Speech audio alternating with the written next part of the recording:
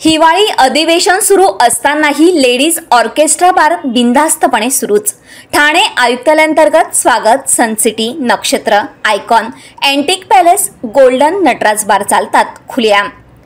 मोठ्या प्रमाणावर ladies orchestra बार बेकायदेशीररित्या सर्वत्र सुरू आहेत। या प्रकरणी कारवाईची मागणी केली तर या बार चालकांकडूनच धमकावलं जातं।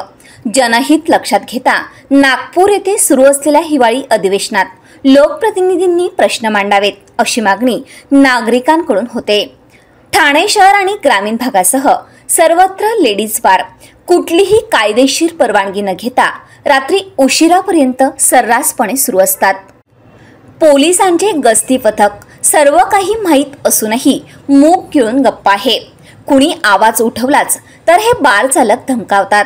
हा सर्व प्रकार म्हणजे पोलीस प्रशासन आणि बार चालक यांचे आर्थिक हितसंबंध अधोरेखित करतो।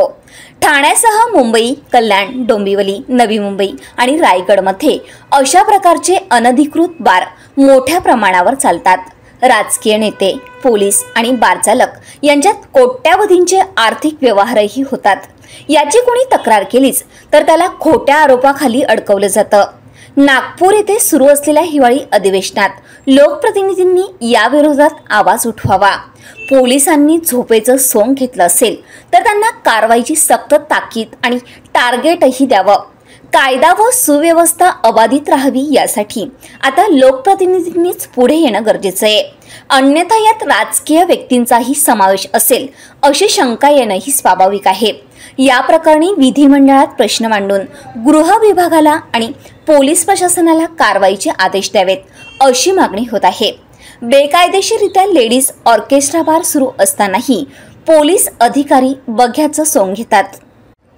ठाणे आयुक्तालयाअंतर्गत कापूरबावडी पोलीस ठाणे हद्दीत स्वागत बार, सनसिटी बार, चितलसर पोलीस ठाण्याच्या हद्दीत नक्षत्र, आयकॉन बार, मानपाडा पोलीस ठाणे हद्दीतील 3 पेट्रोल पंपाजवळ अँटिक पॅलेस बार, हरिनिवास सर्कल जवळ शिरपा बार, वर्तकनगर पोलीस ठाणे हद्दीत उपवन जवळ गोल्डन नटराज बार खुलेआमपणे सुरू आहेत।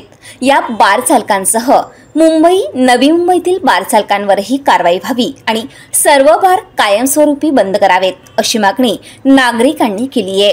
ब्युरो रिपोर्ट, कोकण संध्या न्यूज, पनवेल।